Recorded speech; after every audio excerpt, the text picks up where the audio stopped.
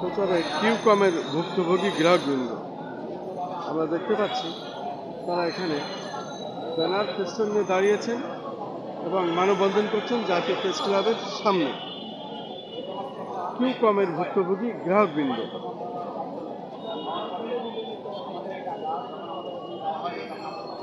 ভালো কে বলতে পারবেন?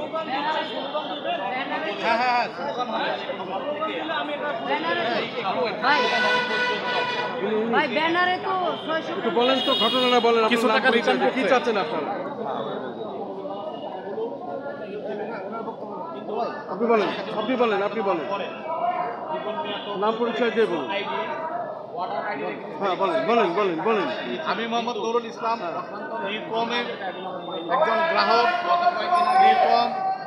কিউকমে আমরা পণ্য অর্ডার করেছিলাম।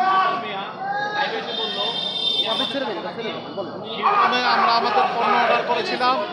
সে আমাদেরকে 15 দিনের ভিতরে আমাদের পণ্য দেওয়ার কথা ছিল।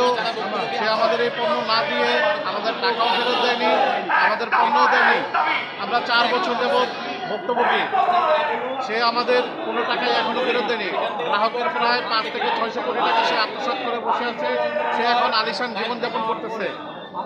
সে রেঞ্জ রোভার গাড়িতে চলে। আমরা যারা টাকার জন্য তার অফিসে যাই, অফিস তালা মেরে রাখে, আমাদের সাথে খারাপ ব্যবহার করে।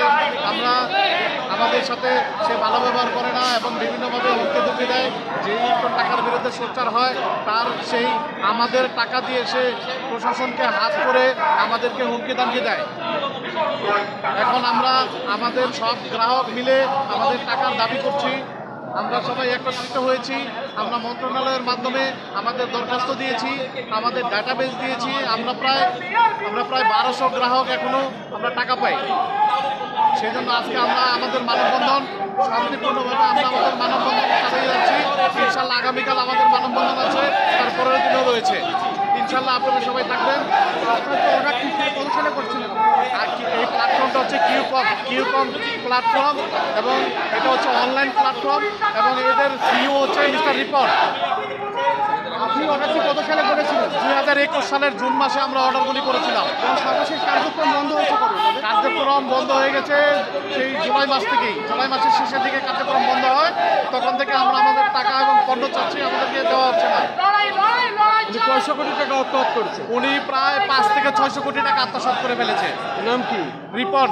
কিউকমের কর্ণধার সিইও রিপন। কিউকমের অফিসটা কোথায়? কিউকমের অফিস লুৎফন টাওয়ার, বাড্ডা লুৎফন টাওয়ার 4র্থ তলায়। অফিস কি এখন খোলা? অফিস লক করে রাখে। ওরা কখন আসে কখন যায় আমরা বলতে পারি না এবং আমাদেরকে সেখানে প্রবেশ করতে দেওয়া হয় না। আপনারা কি কোনো মামলা করেছেন? আমরা মামলা করেছি। ওর নামে ওয়ারেন্ট আছে, কয়েকটা ওয়ারেন্ট আছে এবং মিন্টু রোডের সিআইডি অফিসে ওদের 2টা মামলা আছে। ওখানকার আইইউ এই বিষয়টা দেখতেছে, কিন্তু ওকে অ্যারেস্ট করা হচ্ছে না। ও আমাদের এই বিপুল অর্থ আত্মসাৎ করে বিভিন্ন উপরের মহলের সাথে যোগ সাজস করে ও এই গোপনে লুকিয়ে থাকে এবং বিলাসবহুল জীবনযাপন করতেছে এবং ও সাধারণ কোনো এলাকায় বসবাস করে না। ও প্রত্যেক পাড়াতে থাকে যেখানে আমরা সাধারণ প্রবেশ করতে পারি না। অন্তর্বর্তী সরকার প্রধানের কাছে কি আপনারা দাবি জানাইছেন? কোনো অন্তর্বর্তী সরকার প্রধানের কাছে আমরা এখনো দাবি জানাইনি, তবে আমরা লিখিত আকারে 2-1 দিনের ভিতর আমরা দাবি জানাবো ইনশাল্লাহ। আচ্ছা, ধন্যবাদ।